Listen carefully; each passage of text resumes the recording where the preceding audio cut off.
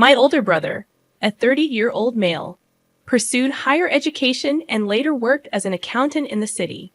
Meanwhile, I, a 27-year-old male, started working for my dad as a plumber at the age of 15.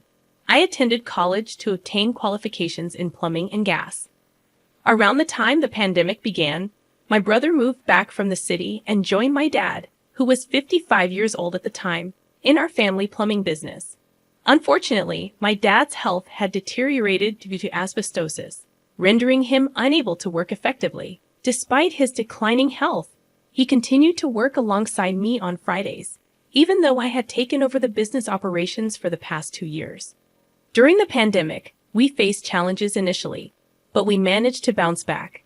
We expanded our business, now operating 50 vans, each with 1 qualified and 1 trainee plumber. However, last month, my dad announced his decision to step down from the business due to his health.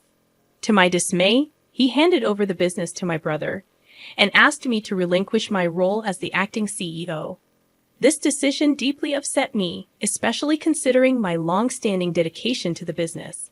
In the beginning, it was just my dad and me, as my brother had no interest in joining the family business, dismissing it as unworthy of his time. Now he was suddenly the boss, despite lacking knowledge of our trade. I confronted my dad about his choice, but he justified it by pointing out my brother's family responsibilities and university education. Many of our employees were also unhappy with this decision, expressing their intention to leave if I did. Faced with this situation, I decided to leave the family business and start my own. Despite the hurtful messages and criticisms I received, I expressed gratitude to those who supported me. My plan was to reach out to our large clients, hoping to take over projects that had been postponed due to the pandemic. I also had the support of 20 colleagues willing to work with me. With my savings from the past 12 years, I believed I had enough to start my own business and stand on my own feet. Despite the challenges, I was determined to make my new venture successful, although I couldn't help feeling guilty about competing with my family. You shouldn't have to endure this injustice. They not only took the business away from you, but also from all the loyal employees who don't want to work under an inexperienced CEO. It's not just about you, Hall. It's about everyone affected by this decision. Your father could have split the business 50-50, with your brother handling the accounting side and you managing production. I would suggest offering this solution to your father. If he refuses, I would advise cutting all contact and blocking relatives. In your shoes, I would start my own business and never look back. Your brother turned his back on the family business while you poured your heart and soul into building it. Honestly, I thought your brother's return would unite us all into one big family company. It's heartbreaking that your father allowed this to happen, especially the significant pay cut you had to endure. This clearly shows how he values you compared to your brother. I am truly sorry for what you're going through. I hope you find the strength to run your brother's business out of the market. Thank you for your support. The most difficult part is that my brother agreed to the pay cut. I was still earning a decent wage, but it felt like a betrayal. I'd always believed my father would divide the business between us, not leave me on the sidelines after everything I did to build it. Now for an update. I want to make it clear that I don't intend to start a business with the purpose of destroying my brother. Despite my anger, I've invested almost 13 years in this business, and I don't want to see anyone lose their job or witness the downfall of the company. It's currently 5 a.m. in England, and your support has been invaluable. I plan to talk to my father around 8 a.m. I'll take him out for breakfast to have an honest conversation. I'm not sure if I'll get the answers I seek, but I love my family and want my future kids to know them. I'll update you all after today's events. Second update. As I mentioned in one of the comments, I believe my family has found my post, and they confirmed it this morning when I arrived at my parents' house. My mom greeted me with tear-streaked eyes, and my dad and I went out for breakfast to talk. He didn't utter a word during the drive there. Upon our arrival, and then again on the way back, he asked if we could pull over to talk. It was the first time I had ever seen my dad cry. When I confronted him, asking why he had done this to me, he confessed he didn't know. I pressed him, And he finally revealed that he felt he owed it to my brother for not being there for him as much as he was for me during our upbringing. There were moments my brother needed him, but we were always working. I couldn't fathom it. After 12 years of relentless dedication, this was his justification. I told my father that I had invested half my life working for the business, and now he was sidelining me just because my brother had returned. It hurt me in ways I couldn't express. To my surprise, he wasn't angry when he discovered the post I had shared. Instead, he seemed remorseful. He admitted that my mother was devastated after reading the comments about how badly they had treated me. She believed I would never talk to them again. My dad acknowledged that he should have split the business between us, realizing that it would require both of us to keep progressing. He apologized for never expressing how proud he was of everything I had achieved. He understood my brother would never agree to a 50-50 arrangement. He pleaded for me to return, saying my brother would need me. But I replied that it was no longer my concern. I tried to make it work for 3 weeks after my demotion and pay cut, but my brother refused to listen, dismissing my expertise. So I left. My dad broke down, confessing that he had torn the family apart and regretted what he had done. I couldn't fathom why it took him so long to realize my value in the company. In the third update, I had several successful Zoom calls with clients, and they informed me they would be sending proposals for upcoming work. Fortunately, the start dates didn't clash, a concern that had weighed heavily on my mind. 3 of my experienced colleagues had left my previous workplace and chose to join me voluntarily, an affirmation that touched me deeply. At this point, I had everything I needed to start my new business, 3 vans, and the tools I had amassed over the years.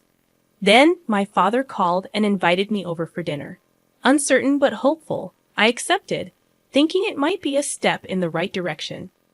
When I arrived, my entire family was present. The atmosphere was tense. My mother avoided eye contact, and my brother acted as if I didn't exist. My dad asked both my brother and me to join him in his office. He began questioning when I would return to the company, stating that they needed me back early Monday morning. I couldn't believe what I was hearing. I told them both that I wouldn't be returning, that I had started my own business. I questioned my brother, asking what he meant by we, considering he was the one who had been given the business. My brother lost his temper, demanding to know why I would leave if I truly cared about the company. I didn't hold back, expressing my frustration. I reminded him that I had dedicated 12 years of my life to make the company successful, just like him. Unlike him, I didn't seek all the glory, and I wouldn't allow myself to be treated poorly.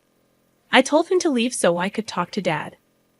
I confronted my father, asking him about his apology earlier in the day and why he expected me to return despite everything. He couldn't meet my gaze. I said my goodbyes to my cousins, nieces, and nephews and walked out. I spent about 3 hours writing, finding solace before returning here to share my thoughts. I want to express my gratitude to everyone for the personal messages, comments, rewards, and all the encouraging words. I'll try to respond to everyone, but I'm exhausted and will likely fall asleep. In the 4th update, it's been a while since I last shared. I've had a lot going on in the past few weeks. The new business is thriving. We have plenty of work and are making good money. At the year's end, I plan to expand, and I couldn't be happier about that. My fiancé and I are overjoyed.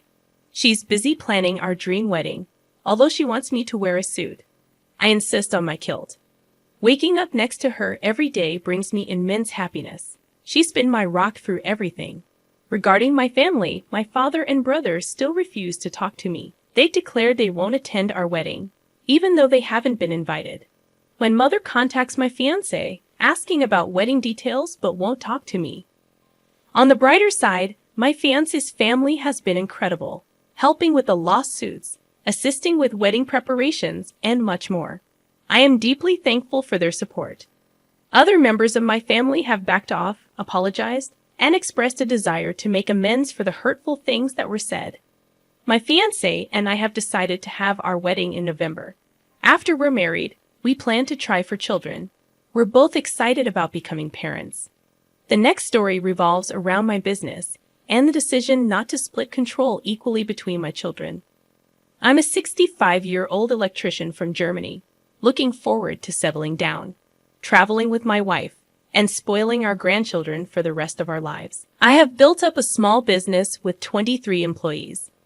My son, Alexander, who is 36 years old, will take control of it. I also have 2 daughters whom I am proud of. Laura, 34, has a master's degree in biochemistry, and Marie, 30, is a middle school teacher in mathematics and sports. Recently, I shared my plan of family gathering. Laura was supportive, but Marie accused me of favoritism, which I denied. I explained that Alexander had worked with me for 17 years, starting as a trainee and eventually earning his master's license as an electrician. He has demonstrated passion, dedication, and leadership, training 7 of our employees along the way. My daughters were offered opportunities to work with me during school holidays, but they pursued their own careers, which my wife and I supported financially and emotionally. I sought opinions on Reddit, asking if I was in the wrong. Most responses were in favor of my decision to leave the business to Alexander. People pointed out that hard work should be rewarded, emphasizing that he had invested his time and energy in the business and had helped make it successful. They agreed that leaving the business to him was a way to ensure stability for our employees and their families. Additionally, they acknowledged that it was my business and my money, and I had the right to decide who should inherit it. German law might have different views, but the consensus was that my choice was justifiable. In this situation, it's crucial for your uncle and cousins to consult a lawyer, as there might be legal costs involved in compensating his other children when he decides to pass the company to only one child. It's not being in a hole, it's just practical business sense. Marie may lack experience in this industry or running a business, which makes your son, Alexander, the most qualified candidate, given his 17 years of dedicated work with you. Marie's bitterness appears to stem more from Alexander's close relationship with you than from the handover of the business. It's worth considering that both Marie and Alexander had equal opportunities. They could have chosen to pursue a career as an electrician, but only Alexander followed through. It's unfair for Marie to resent the situation based on her own choices. As for your last story, about your inheritance, you're not the a-hole for not splitting your inheritance equally with your cousins. Your paternal grandmas will specify the distribution of her money among her grandchildren, not anticipating the number of children your dad and uncle would have.